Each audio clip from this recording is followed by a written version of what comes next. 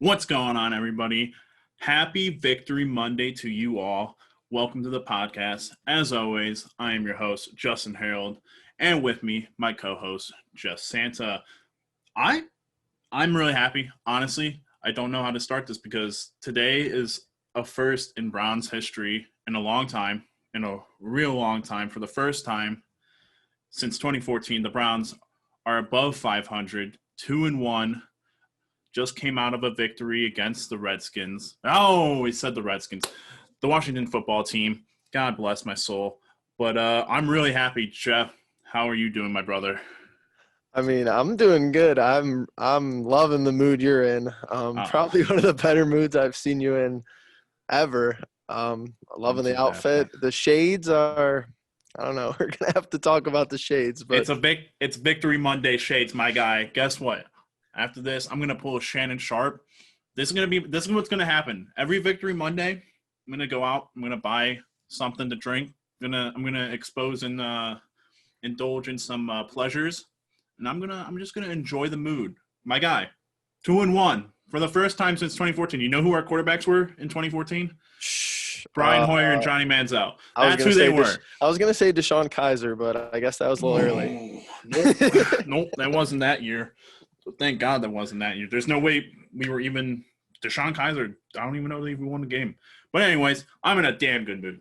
I'm real happy. But Jeff, you wanted to start off with something that I thought was an excellent idea. You wanted to do some play of the games, but I Yeah, feel new little like segment. Maybe we get a little, get yeah, some editing for it. Maybe in the future, who knows? But just a little segment. Maybe we're gonna break it into more segments later down the road. But Browns play of the game per their Twitter or wherever you found it. yeah. So I'm gonna pull it up. I'm gonna do the sharing. I'm gonna pull it up from your feed actually, and I gotta share the screen. It's still gonna take some getting used to, but share the screen. It's coming from Twitter, so I'm gonna share that. Can you see that, Jeff? Yes. All right. So per your tweet sharing,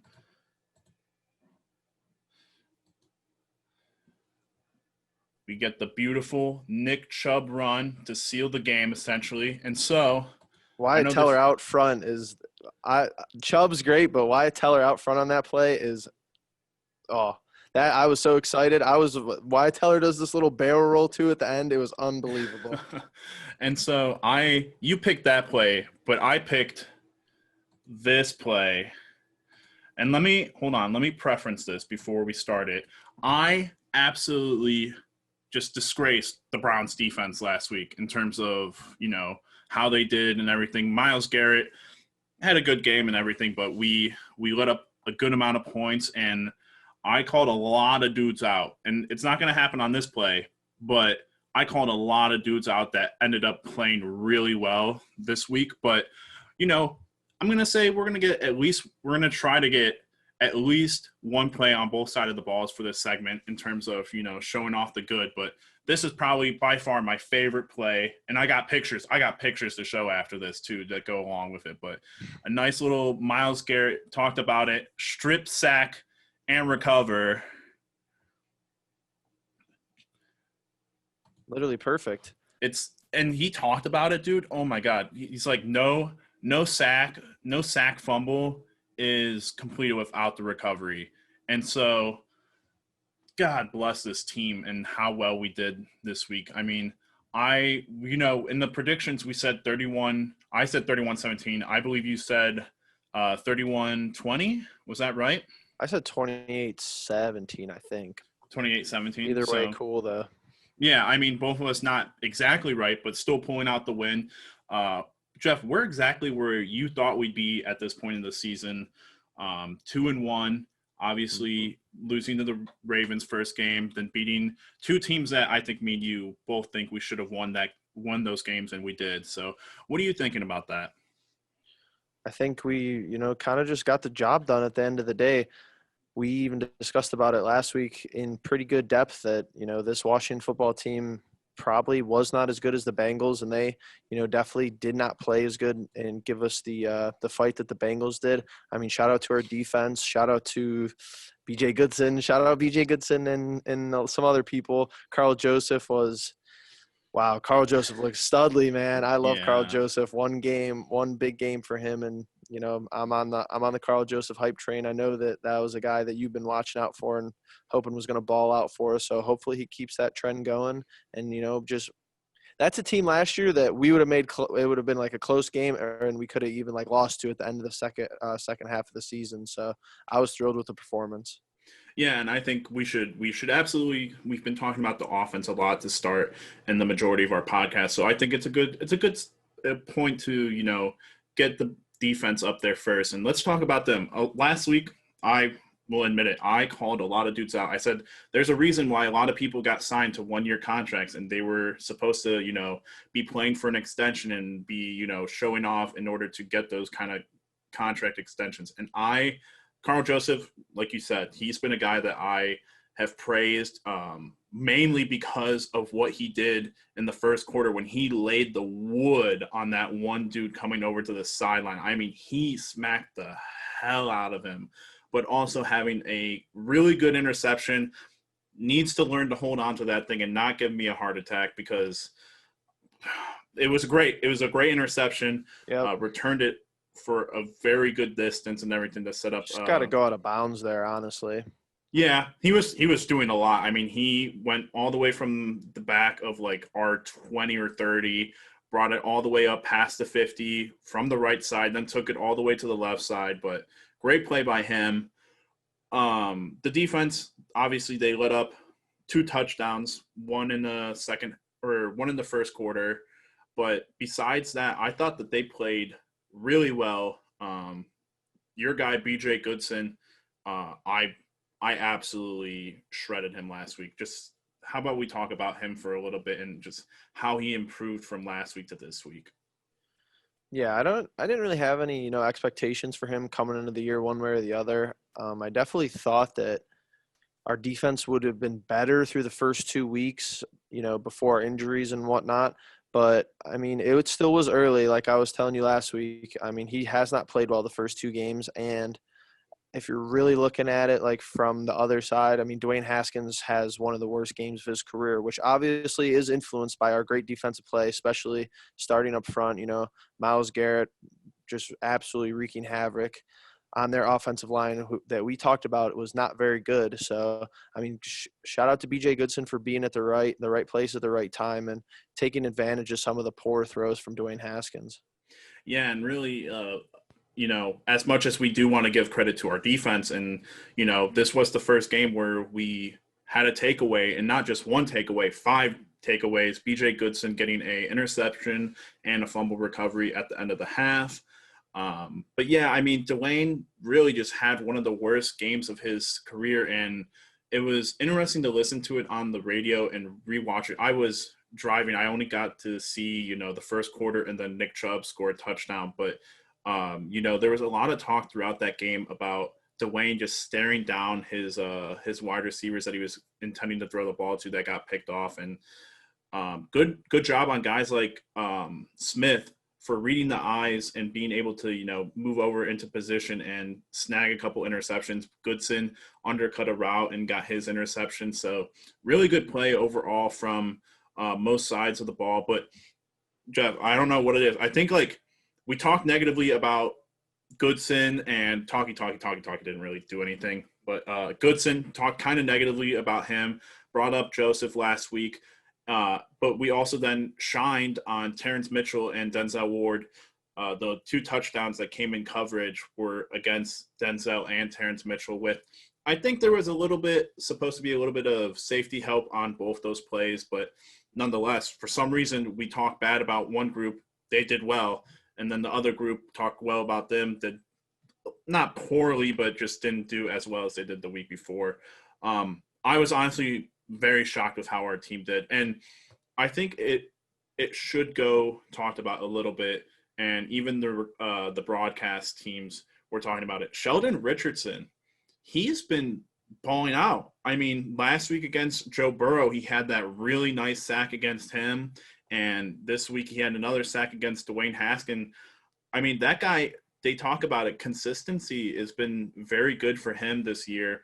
and Larry Ogunjobi doing really well, just blowing things up on the run game and all that. So I was very surprised and very happy with how our defense did this week. I totally agree. And to your point about the back seven, I mean, as long as all of them aren't getting torched, that's fine with me. I mean, Denzel and Terrence Mitchell, like you said, probably need safety help on both of those plays. But I mean, Denzel is going to be locked down for most of the time, and just the overall play from everyone else made up for it. And I think the front four is just, kind of feeding off each other's energy, and just the fact that Richardson's kind of playing, above expectations. So that's an overall good thing. But here's one thing I do have to negatively talk about is ESPN needs to really change how they do their defensive point rating for fantasy. I pick up the Browns defense. I'm like, they're going to have hopefully a good week against Haskins. And you start with 10 points for the fantasy for defenses, 5 turnovers and 20 points allowed. I only got 13 points for that, because they take away points for like total yardage and stuff. So like scrap yardage, and that first drive was a lot of yards too. So, but I was sick.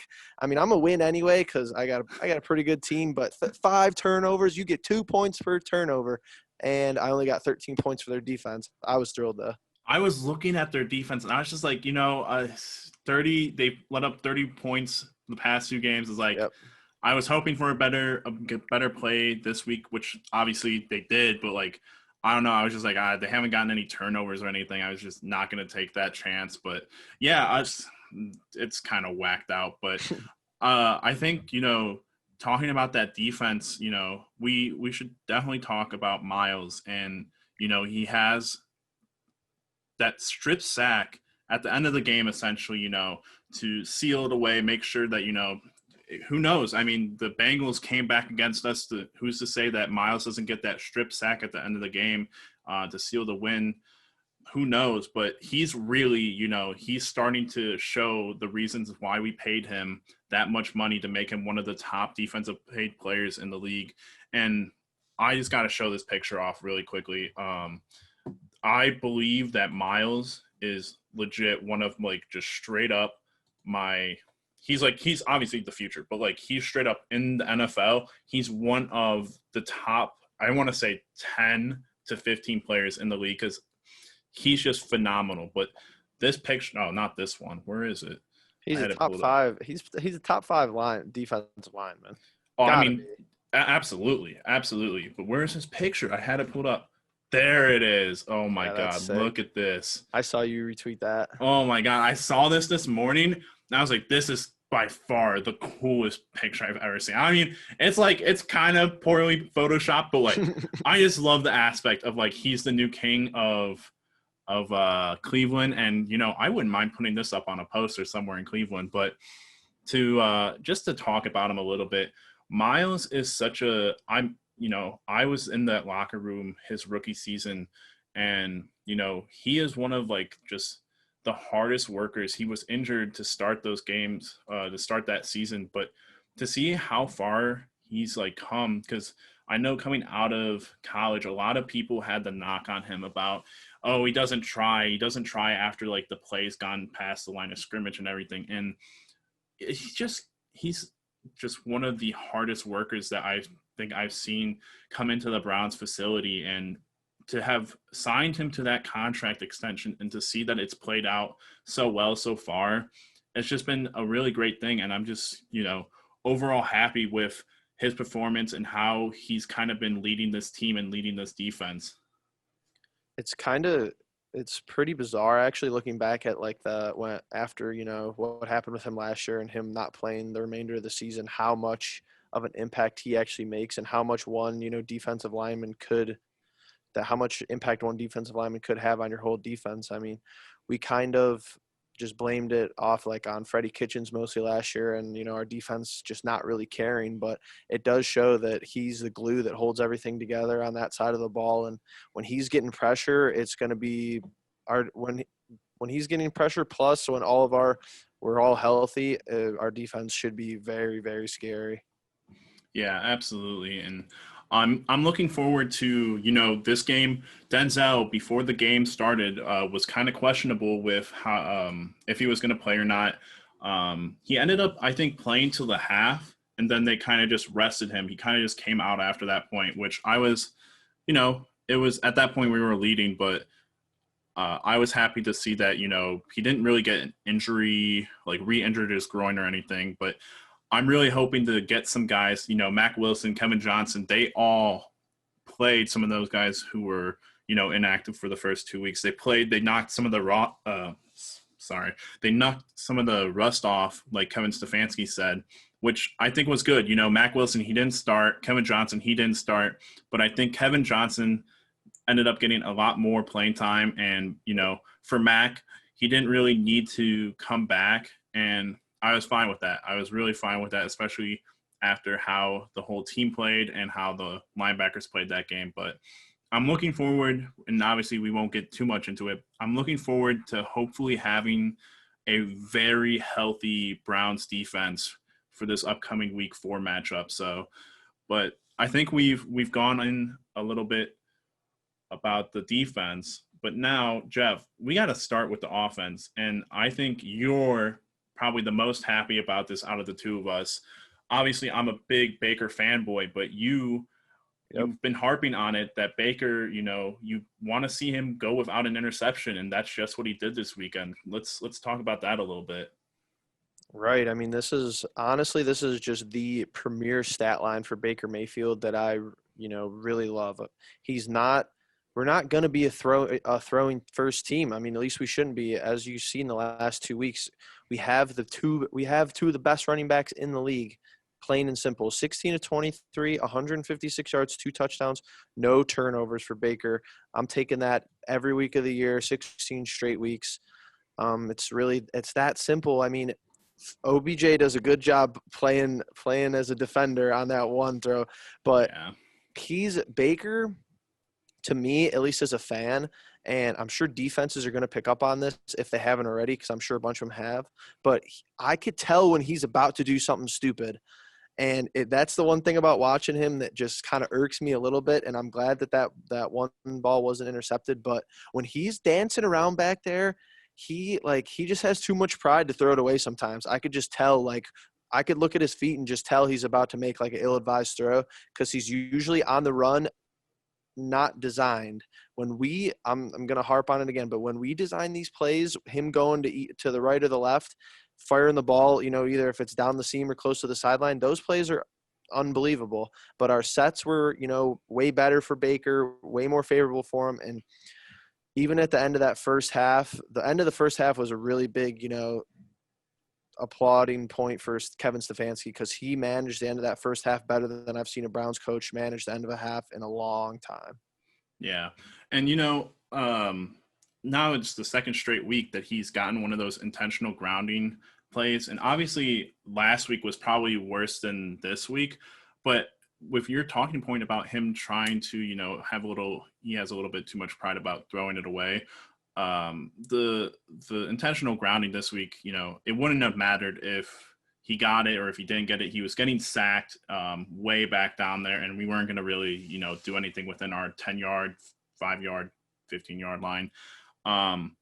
But you're right about the one OBJ play where he essentially just played as a DB. The same thing happened for the Redskins and Dwayne Haskins. I mean, Denzel had a pick, and man, I don't know who that dude was, but he was coming over as well, and he just full tilt drilled Denzel, which was unfortunate. I was really hoping Denzel would get his interception in, but for Baker, my thing is, and both the interception from last week and the potential interception that, essentially was the closest thing he had to an interception this week.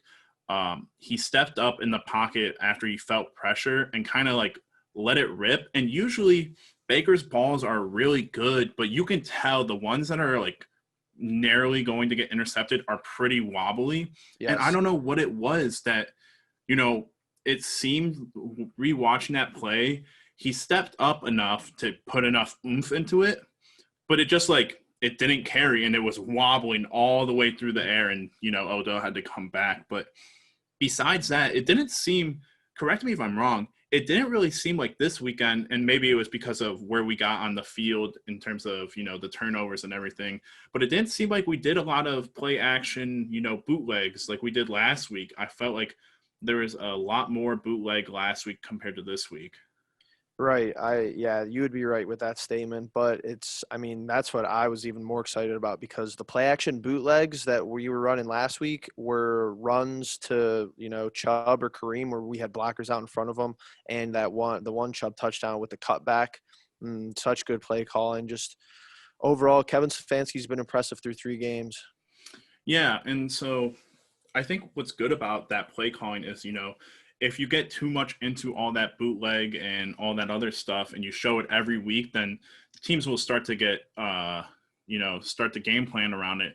But I like that Baker was in the pocket a lot more. Obviously, this week, I think he felt a lot more pressure than he has in the past two.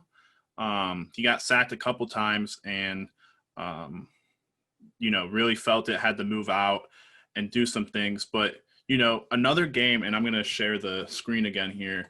Another just really good kind of clean game in terms of, he didn't throw for many yards. You see that stat line right there, 16 of 23 for 156 yards and 2 touchdowns. I mean, I talk with multiple different people about, oh, Russell Wilson had 5 touchdowns this week and, was killing it. But Dak Prescott had what was it? His stat line was kind of crazy, but he had to throw it over 50 sometimes in order to get those stats. And we talked about it last week, Jeff. Me and you, we're perfectly fine with this stat line. Obviously, Absolutely. we would want Baker to, maybe go off one day and maybe that's going to happen next week. Obviously, we'll talk about that later, but 16 of 23, that's accurate. That's, really good in terms of just accuracy wise for Baker. And I'm really happy that he got 2 touchdowns. He got to hit 8 different targets this week. Odell leading the way with 4 receptions and 59 yards. And we'll get to Odell later, but just the consistency of kind of these touches that everyone's getting. Also, Andy Janovich, his catch and run was really good for a fullback. I mean, he kind of got off of one guy and kind of looked like Kareem Hunt there for a second. But, I do love Baker being able to spread the ball out between all these guys and just kind of do his thing. But to talk about Odell really quickly, no big play this weekend, no touchdown, but he was, I think, on 2 third and longs, was the receptionist on, converting 3rd and longs, which, if he's not going to get those deep balls and kind of get those spectacular plays, I'm really okay with him just making super ordinary clutch plays that are, not viewed on the highlight reel too much, but in the overall grand scheme of things really did help our team, push the chains and get things moving. It's just really difficult, and I'm sure it's even harder, when you are the head coach of this team because with all the talent we have, like we really are kind of advertised as like a team that should be lighting the scoreboard up like through the air just as much through the run. But I mean, me and you both know that our running game should definitely come first in a lot of, matchups and a lot of scenarios. But I think we're doing a good job just overall with the balance. I mean, 23 pass attempts is fine with me. And you bring up Dak Prescott, how he throws the ball 50 times. And even like Atlanta, who, I mean, that division just throws the ball a lot. But I mean, Dallas has Zeke Elliott and Atlanta has Todd Gurley. And both those teams, throw a boatload of times and both lose this week, I believe. I know Atlanta lost for sure. Yeah, both teams lost. Yeah, and Dallas lost too, which doesn't make any sense to me. I mean, they should have good running attacks too, and they kind of just go to the air. But the one thing in Baker's game that coincides with the potential interception that he threw this week, it's still just a lack of inexperience because on plays over the top, I saw it probably a handful of times from both Tom Brady and Ben Roethlisberger this week. Balls over the top with Baker got to be long. And a lot of the times, especially like you said with his wobbly balls, they're behind the receiver. They're kind of short. Brady and Roethlisberger probably both overthrew their receivers, 10 to 15 yards overthrew them this weekend. I saw, 4 or 5 times. So if Baker could just get in the mindset of throwing the ball to, where only his guy's going to catch it, I think he's going to be able to limit the interceptions. It's a great deal. I got you. Okay. Yeah, I was kind of confused where you were going with that for a second, but yeah, my only problem with that is I don't think I see Baker a lot of what he did in his first year, and he didn't get to do it as much last year, is he usually used to hit guys on their back shoulder where, the wide receivers are on the outside of them.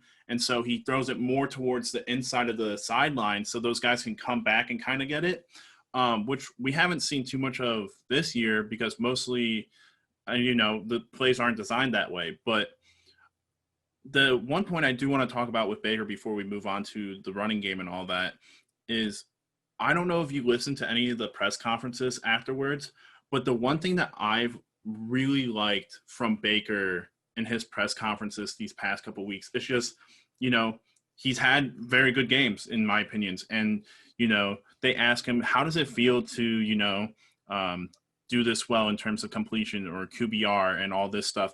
And, I think from compared to last year and compared to his rookie year, his answer more often than not now is, I still have areas that I can, be better in. And, moving forward, I will get better in those areas.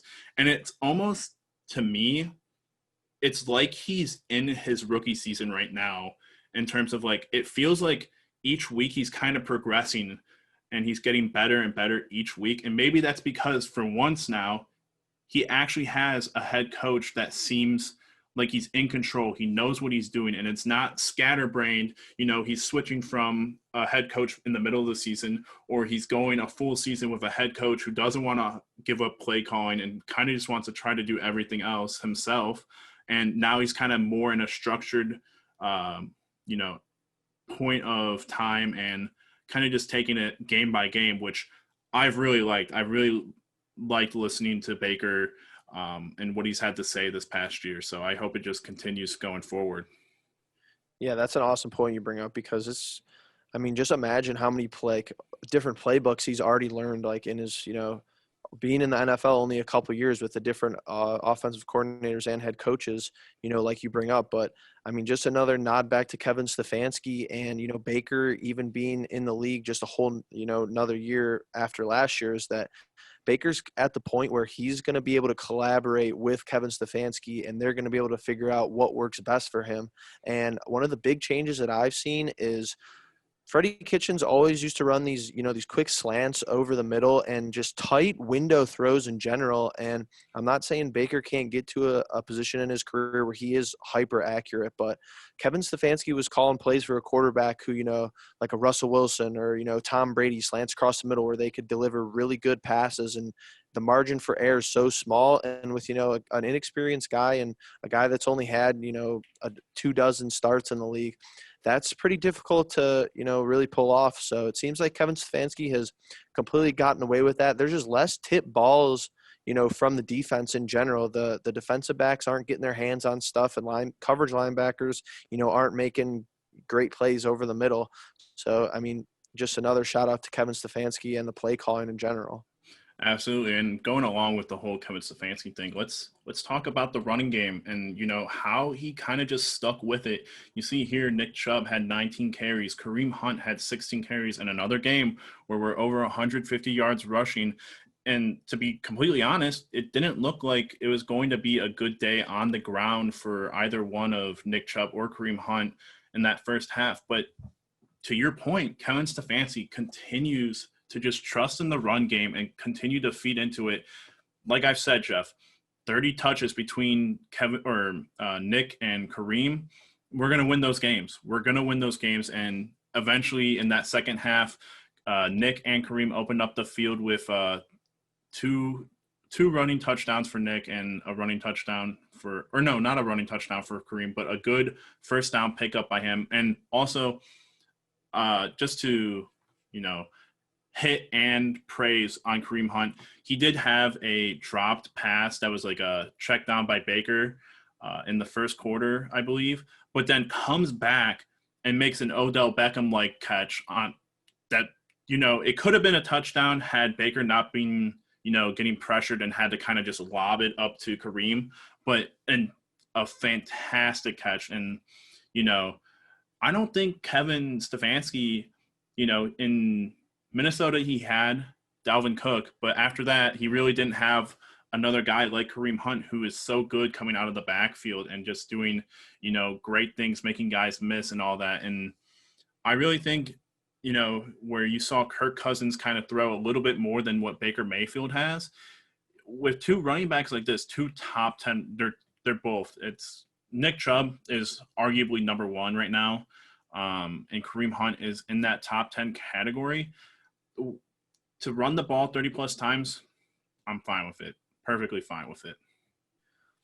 Kareem Hunt really is just reminding people how dynamic of a back he is, and coupled with Nick Chubb, it's just a handful for defenses. But the receiving touchdown really was the big, Kareem Hunt talking point for me, and overall for both Chubb and Hunt, is that they're just so hard to tackle. You need like 4 or 5 guys to bring Nick Chubb down, and Kareem's going to go by you and Chubb's going to go over you. So just a perfect dynamic duo, so to say, of running backs that we could use, and just so many options on our offense. We're just a matchup nightmare for a lot of defenses, especially teams that are, that are below average at the end of the day. And maybe I'm going to say this, and it might sound kind of bizarre after putting up multiple 30-point games, but I don't think we've hit our potential in terms of, maximum offensive output. I mean, right. And I think Kevin Stefanski, like you said, we're going to continue to harp on it, is that his play calling is almost immaculate. And the one play I want to bring up, and you were talking about with the Kareem Hunt touchdown, 5 wide, which I hate. I absolutely hate 5 wide. But granted, this 5 wide set that they did on the goal line flexed Kareem Hunt all the way out to the right side and put Odell next to him. Odell runs a slant and takes the safety and the corner that's on him out of the way of Nick or Kareem, and Kareem's one-on-one with a linebacker and, makes the linebacker miss, like you said, and boom, touchdown. I mean, we just can't stress enough that with Kevin Stefanski, it seems for the first time since, I guess, 2014 that a coach can actually, make these great offensive game plans and execute them. People are so quick to write off OBJ, and I think, it's frustrating when you don't like have a big game, or even, if you're not. OBJ isn't the thing with OBJ is that he went from being the staple of that Giants offense to kind of like not just being another guy in this Browns offense, especially this year, but he's definitely not the staple. And that, could be hard for a player, but what he forgets sometimes, I would imagine, and what other people, fans forget, is that the most beneficial part of OBJ is him just being on the field. Like you said with that play, he draws double coverage and then it's Kareem versus a linebacker. Good luck with that if you're the defense. So, that's never going to show up in the stat, but even the broadcast was highlighting it. You being a football mind, knows right away what's going on there. So, that makes a whole lot of sense to me, that you can't value him but just by his stat line when he does so much more, pulling the defense away from other people.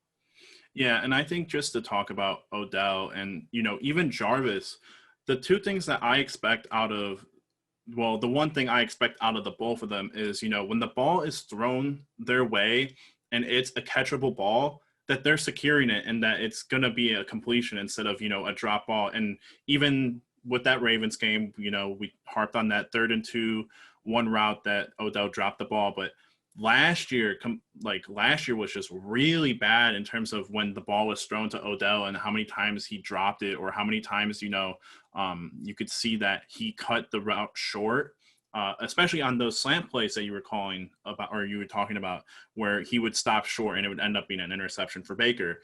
But that whole point with Odell being, kind of a distraction for the defense is phenomenal, Jeff. That's just a great way to put it. He's a distraction for the defense. And when teams try to, game plan around Odell in the receiving game, they forget about, Kareem Hunt, Jarvis Landry, Austin Hooper, Harrison Bryant. Shout out to Harrison Bryant, got his first NFL touchdown. Did a great job continuing to just run the slant route that he had, and Baker rolling out, finding him. But, this team offensively, I'm saying it right now, and when we do the preview for the Dallas game, I'm just going to say it. The offense has not put up their best game yet. And, it could be scary that, if a team forces us to put up points, and obviously week one, I chalk it up to not having a preseason and not having any real experience against another team. But if you force the Browns to put points up, I think we'll be able to do it. And I think that the way Baker is playing and the way that Nick Chubb and Kareem Hunt are playing is just phenomenal. And it'll continue to be that way for the rest of the season.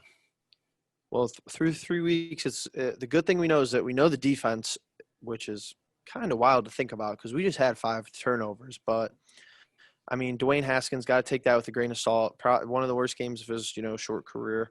But I mean, I still feel like the defense hasn't played their best just because we're not healthy. And I totally agree with you. I mean, that this game this week did kind of feel like a blowout. I mean, 2 touchdowns. Awesome with me, so that works out well. But I mean, I totally agree. I mean, wait till we 30 ball someone, and we come up just against a really bad defense, no D line. I mean, imagine if we played the Jets or somebody right now currently, because yeah. But I mean, I totally agree with you. I think that I'm curious to see when Chubb has a touchdown, but our throwing game is the most talked about. Just imagine a game where we're not talking about Chubb and Hunt the most. Right.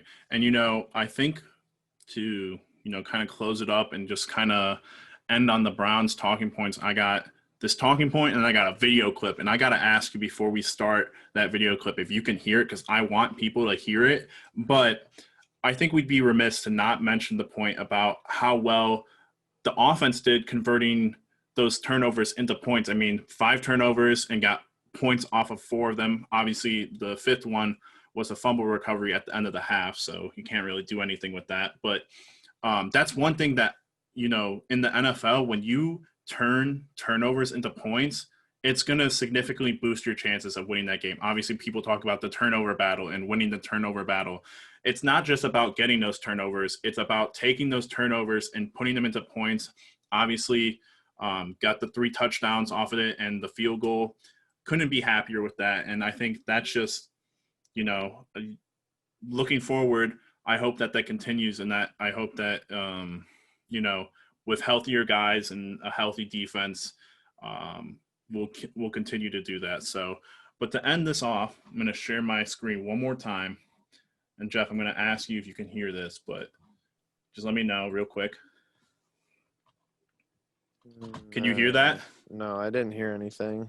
Oh no, I don't know how to get volume on this bad boy. Your YouTube volume's a little low, but I don't know if that had anything to do with it.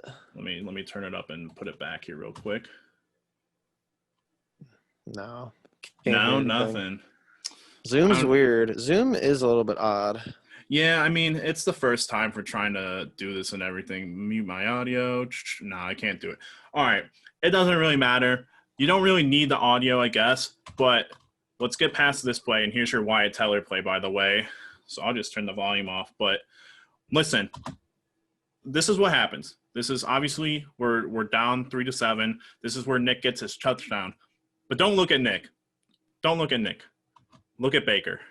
Look at Baker. Look at where he is. He's at the 25-yard line. Where's Baker right now? Where's Baker right now? Boom. There he is. That's my man right there. Right on top of him, just mauling him. He's a maniac. And, dude, and just to end off of, like, that point, I told you last weekend that when Baker does his little fist pump and he gets all excited, it just gets me, like, amped. And I'm like, this is back to when he was a rookie, and this is, like, the greatest thing. And he's having fun. I'm glad that in the game he's having that fun and he's just kind of letting loose and everything. But, like after the game and before the game, he's kind of like all business. I don't think we got that last year. And I think now, like, he's meshing it together. He's meshing that, like, having that fun and having that professionalism that's going to be able to be, he's going to be the leader for this team that we need him to be. And I'm just so excited. And obviously 2-1, couldn't be happier. We're in such a great time right now for Cleveland sports. And obviously, Jeff, I want to transition into, talking a little bit about these boys, a little bit about the Indians. So how about you lead us off with that? Yes, sir. So end of the regular season, kind of interesting regular season. 60 games, went by very quickly. So, yes, we are in the playoffs if you haven't been keeping up with it. We came in second in our division, and maybe we'll tweet out the playoff bracket later in the day. I could send that over to you. But we do host the Yankees, so we do play at Progressive Field. We've had, a pretty better record at home than on the road, regardless of fans or not. So we do like playing at Progressive. First game is going to be tomorrow, Tuesday, 7 p.m. Garrett Cole versus Shane Bieber. So battle of the aces there. Just some, kind of side notes. Bieber with the pitching triple crown. I believe it's the American League. It might be the whole league. It's definitely the American League, but it might be all of baseball, which is most wins, 11 wins. He had the lowest ERA, way below 2, and then the most strikeouts. I believe he had 122 strikeouts in this condensed season. And I mean, he's definitely AL Cy Young.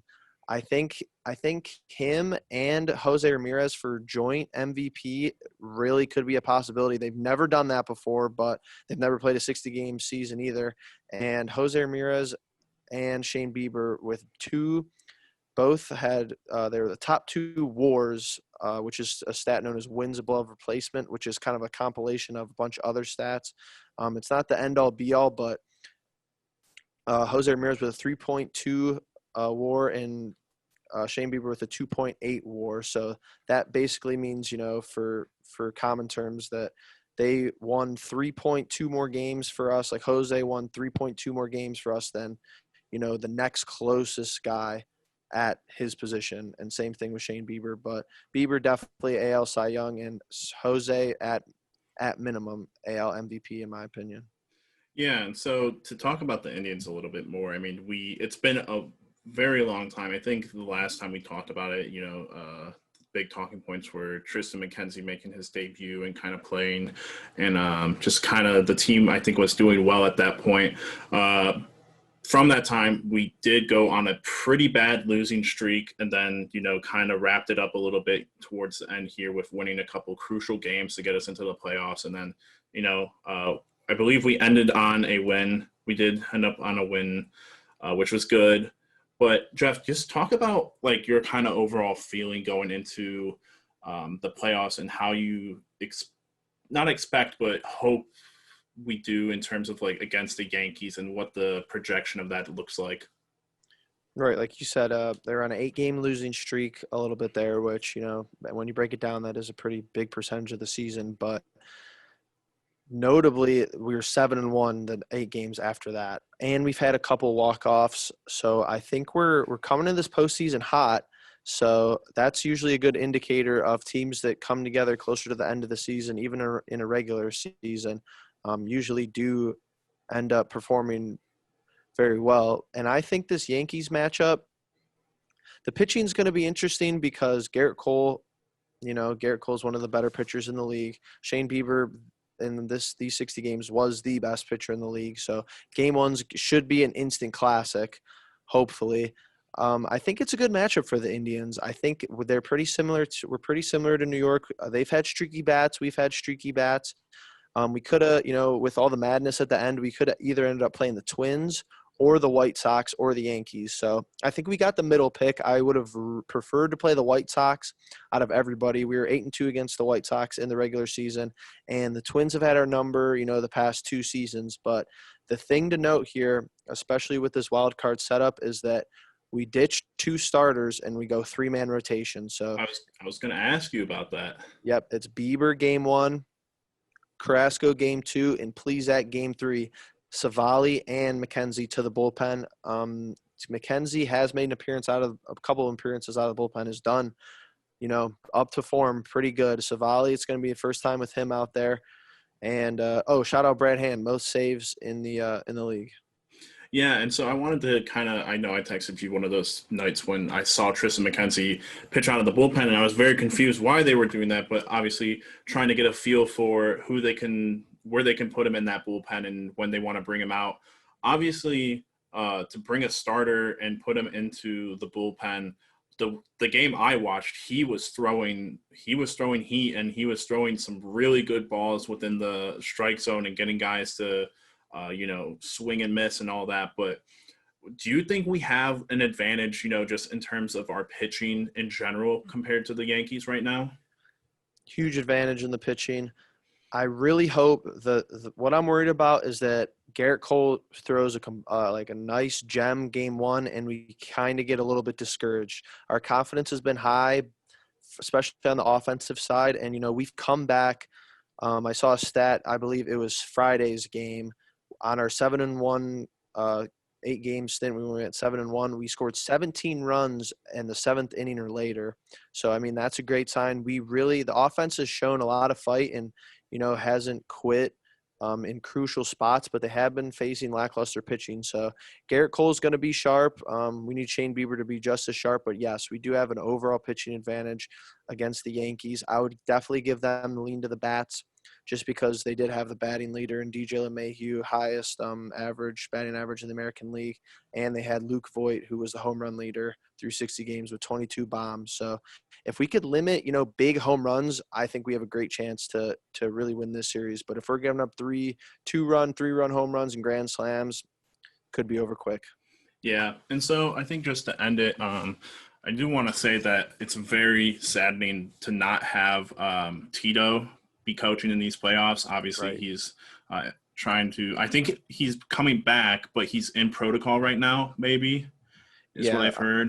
They announced Alomar for, I believe, the first series, Right. minimum. So just kind of unfortunate. Just another weird part about this season. But, yeah, we wish Terry Francona well. Yeah, absolutely. But, it's – besides that, it's a lot of great things. And I'm, for a Monday in September going into October, I couldn't be happier where we're at with sports. I mean, obviously, again, the Cavs still not a lot to talk about with everything that's still going on. I mean, the finals are about to be starting up, but Browns 2-1, couldn't be happier. Indians in the playoffs, looking good. We're in a good spot, and I'm looking forward to getting into some Indians recaps and getting into getting into that preview for Week 4. But overall, great review, great stuff for this week, and thank you all for listening. Thank you all for being here. As always, if you can share, leave a subscribe, follow, whatever it is. Obviously, we want to hear comments and hear what you guys are thinking for these reviews, these previews, recaps, and all that. So, but again, thank you all for being here. Jeff, thank you again, as always, for being so flexible and being able to do this when you can. I know I text you like a day before and be like, yo, what's a good time for you? But you're always so responsive and so good. And obviously you had the idea about, and I'll have to figure out how to get audio for these plays, but you had the idea about, bringing in like a play of the week or play of the game. And I'm honestly, you've just been so great through this whole thing. So thank you so much for being here. Yeah, no problem. Appreciate you. We're gonna get to 20, episode 20 before, quicker than we got to 10. I can guarantee you that. We're gonna be on this, 2-3 times a week. So I'm excited. Let's ramp it up. Yeah, it's gonna be a grind. This is episode 11. I don't know that I even mentioned it. This is the Cleveland Pulse podcast. I was just super excited. I kind of forgot to, do the whole introduction and everything. Got it in there. Thankfully, thank God you said something about the episode number, because I was honestly just so amped about us winning and, being where we are right now. But thank you all for listening. I hope you all have a great rest of your day, and we'll catch you in the next one. Peace.